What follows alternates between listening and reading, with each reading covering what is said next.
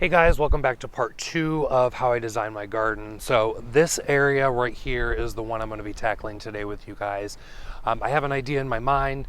We're going to execute it on paper just to make sure everything is going to work out and that I have a design plan that I can work with when it comes to that. So the first few things I'm going to do, I'm going to pick up are the measurements of this. I actually already know from this end up to the corner of the garage here that it's 30 feet. From the corner of the garage out to where I'm going to have the bed is 8 foot.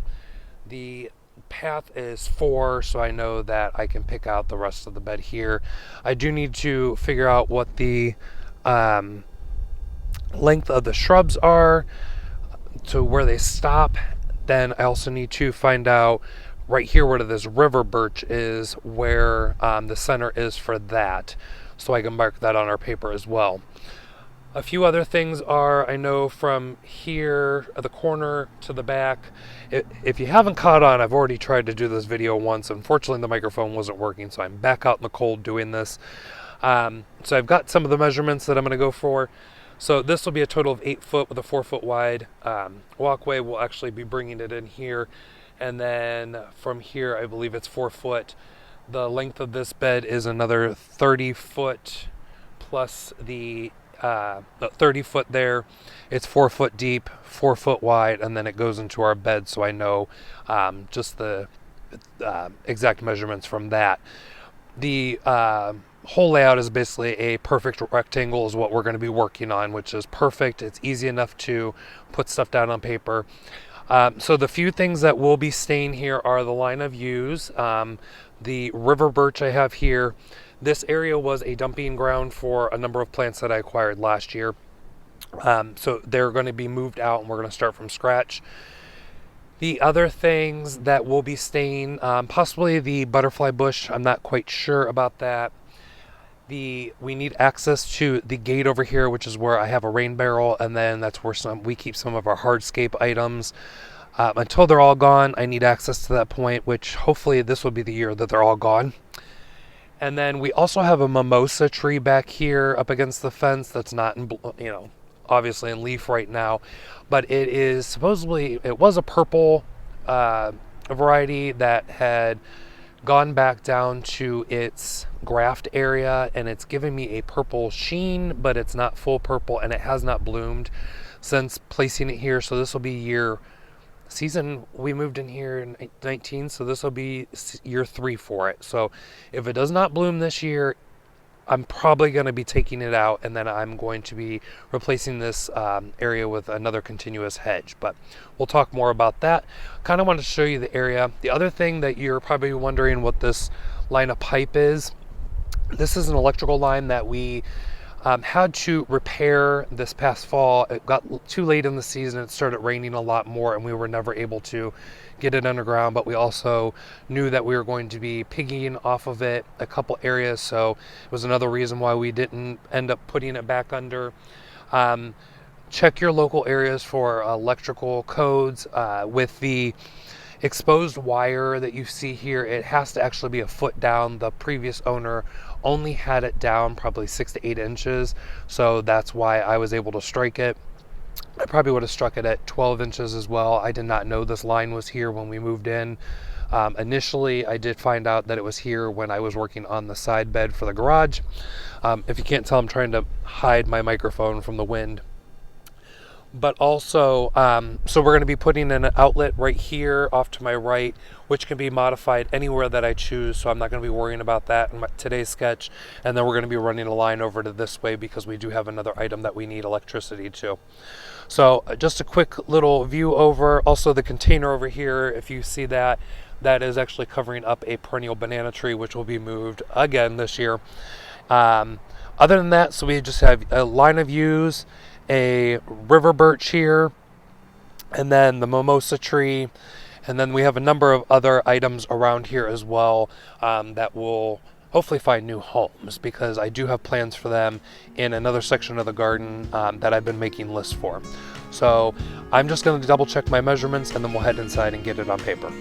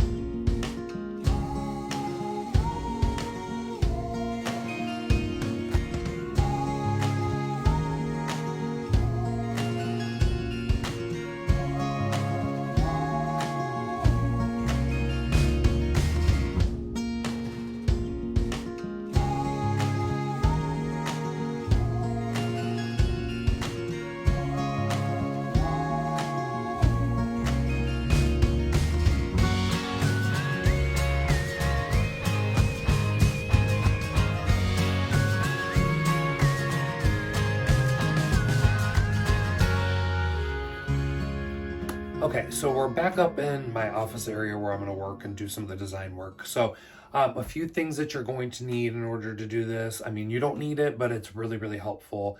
I'm using large scale graph paper.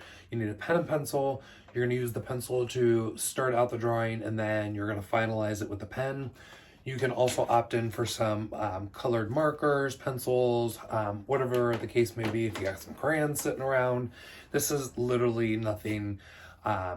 You're not designing for somebody else, you're designing for you, and as long as you can read your designs, that's all that matters.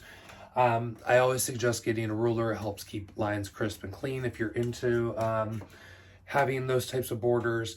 And then grab a drink, because you're going to be here racking your mind. Also, if you're nearby a computer, it's really good to have that as well, so that you can look up sizes of plants that you know, or maybe something that you have in your garden that you're thinking about relocating, that you can quickly glance at and pull up that information that you need. So the area that I showed you in the beginning is a full sun area for almost all of the day. It gets up against the garage, it gets a little bit of morning shade. After that, it's all blazing sun from the rest of the day. It's pretty evenly moist over there, considering there is a ton of broken brick in that bed, because there used to be, I can assume there was maybe a building there at some point that they collapsed a foundation in, or they just used a lot of crap to fill that area. You know, the house is from 1875.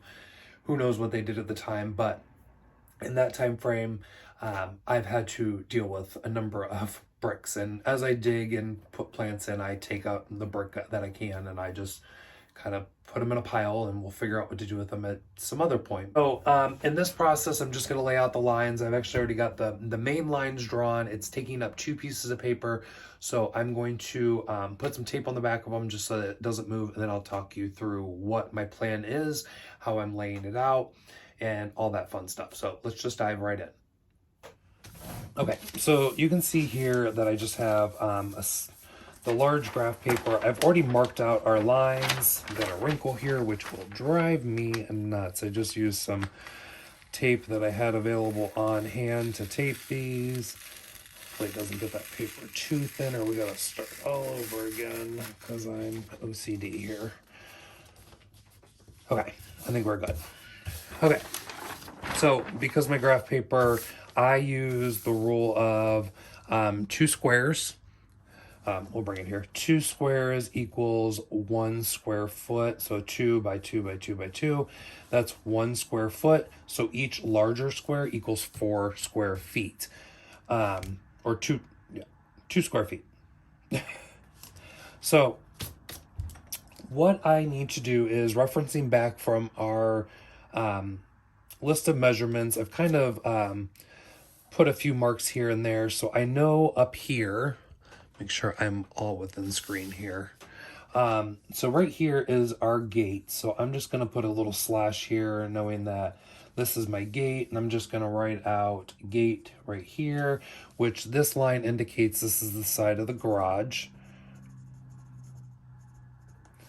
And then we know, based on this mark right here, let me just make sure, nope, these aren't marks that I put down. Okay, so going back from there, I know that this bed up against the garage area is 8 foot. So remember, every 2 squares is 1 foot. So that's 2, 3, 4, 5, 6, 7, and 8. So we're just going to put a tick here, and that indicates that this is this run of the bed up against the garage. 8 feet, my word, that's a deep bed. Can't get any better than that. Remember, I said that 6 foot is really the minimum bed size you should be going. I really like that size. You can see here, I'm just scooting up the ruler to finish off that line, and I really like having the ruler on hand. This one, I'm not quite sure what it is. It does have this, it's a Westcott, if you're interested. It's got this nice little bar here, and it does centimeters and inches on both sides. If you're from another country, you'll be able to find a ruler that is in probably the metric system. I don't know how to read that. That's not the way I was taught, but I was actually thinking about it today and probably want to learn how to use the metric system. So that's that bed. I know that this bed up against the fence line here, so we'll just mark this as the fence side so we know our orientation. This bed is 4 foot, so we're going to count it out: 1, 2, 3, and 4. So I know right here I can draw the line, and that will indicate how deep that bed is. And then I'm just going to go back in and erase the line that crosses over it, because we know that's going to be an established bed area. So we know that this area is all planting space already. From there, I know that my path line, after I rechecked everything, is actually 3 foot. So on the ruler for each square, one of the large squares, it's equal to 1 inch. But if you're doing the way I do it, every 2 squares is a 1/2 inch. So you'll know that this is 2 foot. So I'm just using 1.5 inch, and that'll indicate my 3 foot. So I can just put a little tick there. And then I know I want on the opposite end exiting out, this is going to be a 3 foot section as well. So if we want, we can just go ahead and put in those lines. Just like to make sure I'm really on that line here. So there's that, and then we'll cross it back. Now that we know where that line is.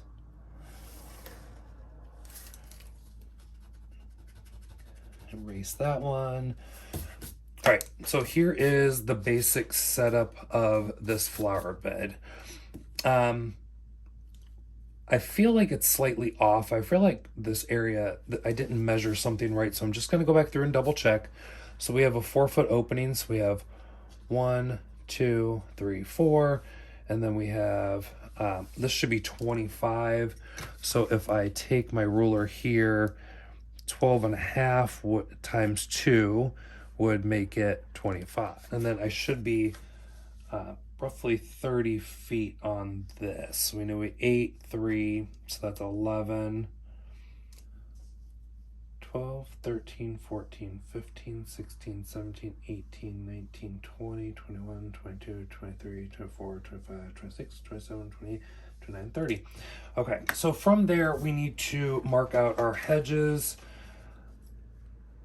which were, I have a cheat line up here that I already measured out after I replayed our video there, because I just called out the measurements. So I know I'm going to be hitting right here with our U's, and I know that I want them about 2 foot deep as their measurement, possibly 3. I think I'm going to go 3 foot there. So let's do the 1.5 here. So I'm going to allow these to grow into 3 foot wide by, what is this now? We've got 2, 4, 6, 8, 10 foot length of U's. And I want to keep them in a straight line. Birch I'm putting in here now is 4.5 foot to the center. So I don't even know why I put that line there, honestly. I just needed a tick. And I call it a tick, I'm just putting a little mark there so I know where everything is. So this is where the front of the trunk is, and then we'll catch the measurement here in just a second. So the next thing I knew I wanted to do was I wanted to repeat this U over here at this corner. So I want a layered look just like this. So I'm going to repeat that as well, and we're going to be at 10 foot. So 5 is going to put me at 10. And then actually I drew this a little too quick. The joys of an eraser, you just go to town with it. And I actually have a bigger eraser. I would suggest getting one of those, especially if you're kind of just playing around and you're really indecisive and you tend to want to try different things out. So just keep one of those big guys available, because these wear down really, really fast. So again, we're going to go 3 foot deep, 10 foot length.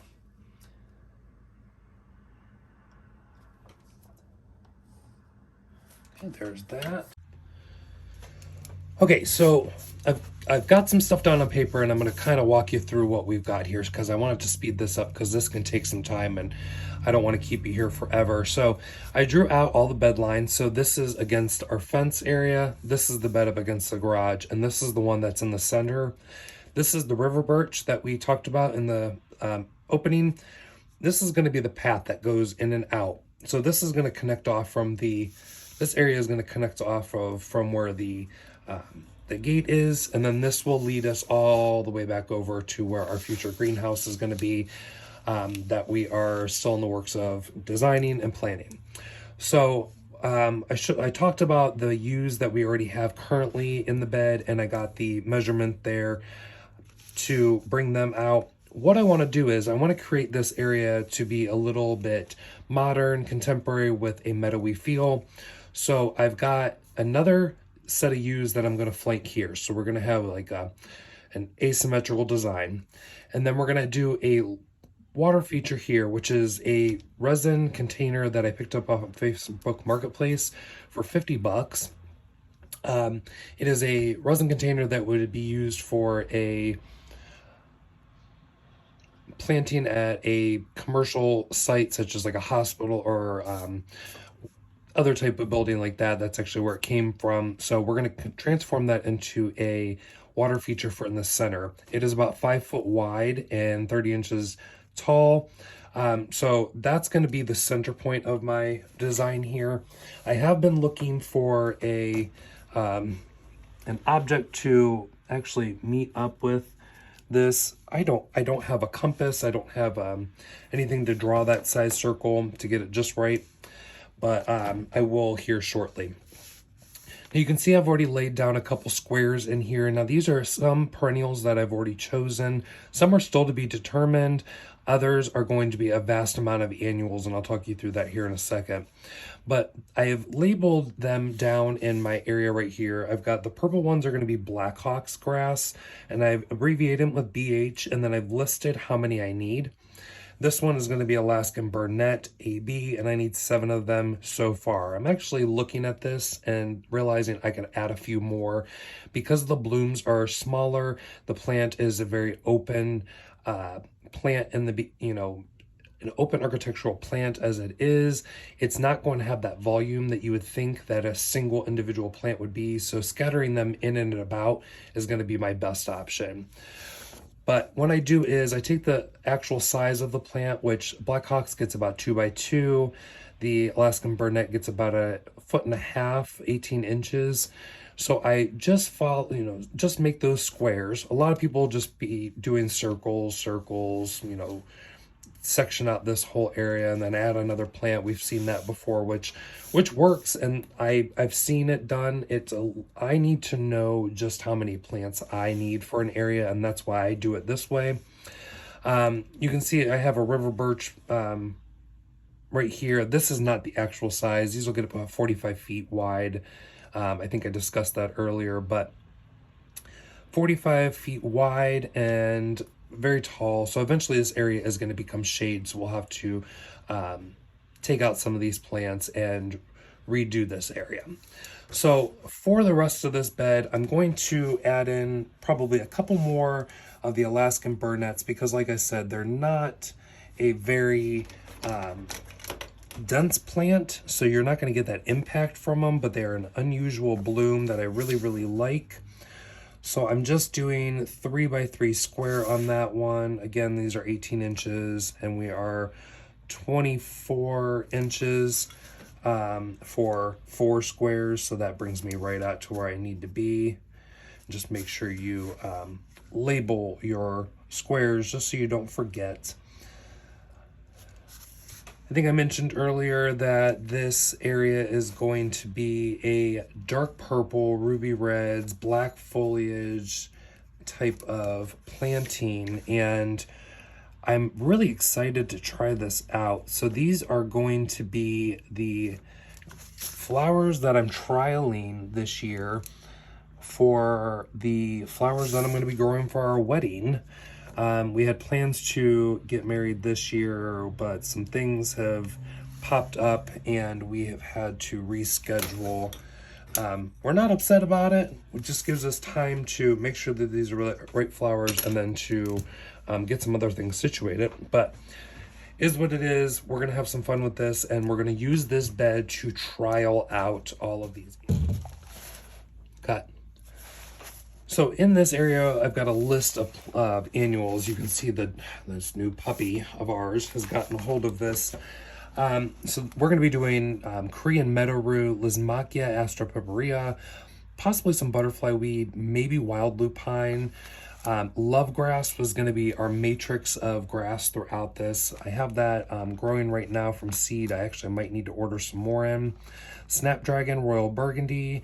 We've got Cherry Brandy Rebecca, Black Cotton, Argyratum, Red Flint, Royal Purple Straw Flower, Black Midnight Pincushion Scabiosa, Hot Chocolate Nicotiana, possibly some Hairy Balls Milkweed, Ultraviolet or possibly Blue Cornflower. I'm thinking we're just going to go with the Ultraviolet.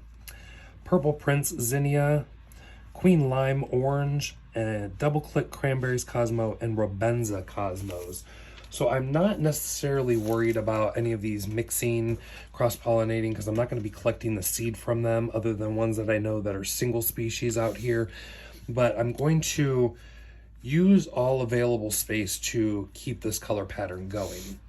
But I thought it'd be fun to, since we have just this basics down, my main other thing is around the edges. So I'll just kind of show you this. Love grass gets about 1 foot by 1 foot in its total growth habit. So I'm probably gonna deepen this because I want to keep that meadow like feel going at all times. So I'm just gonna do a little couple dashes just so I know how many plants I'm at here. And then I'm going to bring in, I'm going to bring it into here. So we're going to actually eliminate this last line, because a lot of the annuals that I'm playing with outside of on that list are going to be rather tall, so they're going to be better mixed within these areas. So just doing my little ticks here so I know how many plants I need for this. Just a rough. We will probably get these a lot closer than suggested because I've got a lot of space to fill here. And since I'm growing them from seed, it is going to take a little bit longer to get them to fill out. So we're not going to have that wow impact right away. So you'll see I have this, you'll see right here, I have a 6-inch section. It's perfectly fine. Like I said, we're probably going to move stuff around. It's not going to be exact. I'm not sitting here measuring out every plant. If we did, we would have major issues. We'd be short plants here. We'll just put LG, and I'm going to go ahead and put a little dash down here. Lovegrass. So lovegrass is a native plant. If you are having problems growing muley grass, or you actually have really wanted to try muley grass, lovegrass is a native plant here in the United States, and it gets this beautiful pink froth about them. There's the purple lovegrass, is actually which one I'm growing, and then there's a white variety as well, which is very, very beautiful. So I'm going to do that, and then I'm going to go ahead and start off this area. So to keep this design kind of feeling cohesive, up here I'm actually doing a line of shrubs, and this is going to be, I have them already against another fence, and they're getting powdery mildew because they're actually in a little bit too much shade, and I was watering quite heavily overhead. So I'm actually double checking on this plant right now. It is a privet, I do know that much. I don't remember the variety's name. Straight Talk Privet. This is from First Edition Plants. No, I did not spend $39, well, $79 on it. These get 2 to 4 foot wide, and they'll get about 12 foot high. So our fence is already 6 foot, so it's going to double that, which will blend in nicely to the background, which is woods and open lot. So again, we're at 12 foot, 2 to 4 foot wide. full sun to part shade. I would not suggest keeping this one in part shade. And don't water from overhead. This area does not get a lot of wind flow, so that's why it was getting some powdery mildew on it. I'm hoping it does not get it this year. If it does, we will be taking these out and replacing them, because I'm not going to deal with a plant that looks unsightly all the time, especially when it's backing such a thought out garden here. So I'm just going to double check this line right here, just using my ruler here. 11 inches times 2, 22 foot. So this is 22 foot right here. And then I know for a fact I've got 7 plants out there. So if we do the math, 22 divided by 7 is going to be 4. So actually we can put these right on perfect amount. And they're going to get 4 foot wide. So this whole section eventually is going to be filled with it. 1, 2, 3, 4. Yep. So what we'll do is, since they get 4 foot wide, we're just going to go ahead and take every other boulder line and just draw a straight line down. So we got 1 there, 2. Last one, I might have even counted wrong because everything is just sticks out there and I was looking through the window. So we're just going to go straight talk. We're going to label these STP.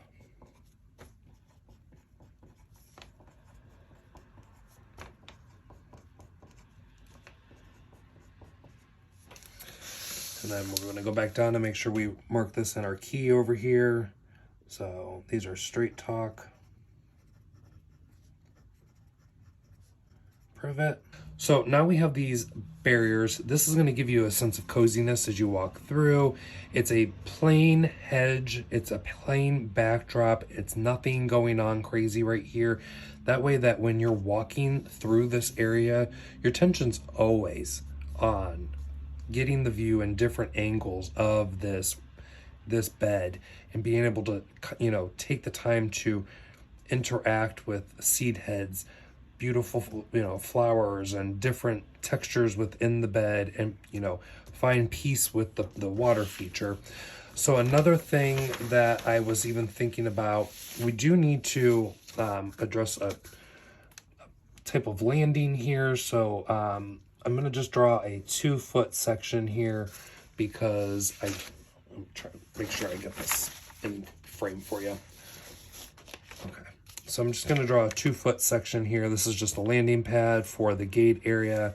We're going to need some type of way to get out. So I'm going to just use probably some square stepping stones that I already have on hand, because I like to reuse, not just keep buying and throwing away stuff. Plus I always find good materials on Facebook Marketplace. So if you're trying to do a garden on a budget, by all means take advantage of Facebook Marketplace and the free stuff. Don't be afraid of Craigslist. People are still using it, but I do suggest getting out there and finding some deals. So sorry about all the turning and stuff. I hope you know where we're at. This is our path coming in here. This is the garage. We just put stepping stones in here. So I will go ahead and pull my trusty container of, I just keep containers of pencils on hand. So here's a gray one, nothing great. Because this is the path, I'm just going to go ahead and fully make that solid. There's no abbreviations needed. This is just our path area.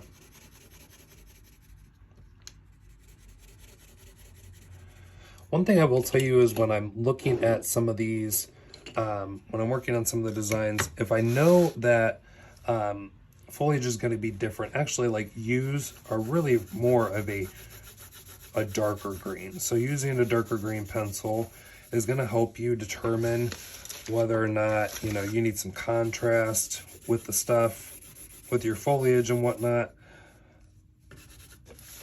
And then I know that not that color, not a good color, yellow green, we're not using that.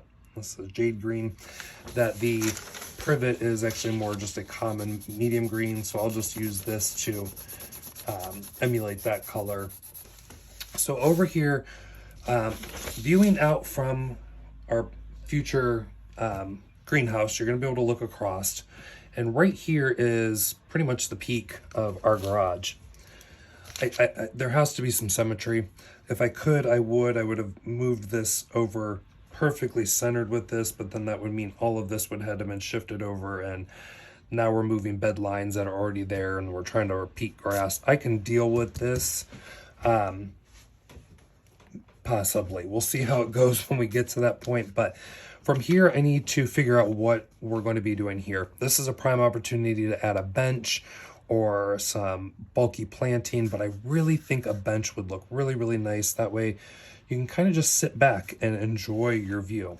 So what I'm thinking here is we'll go ahead and do a little landing spot. Those are 2x2 squares, my word. So I've got those.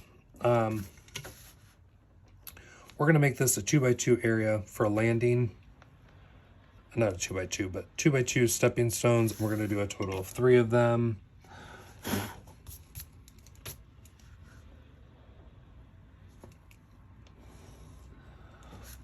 So we'll designate this as, where'd that gray go?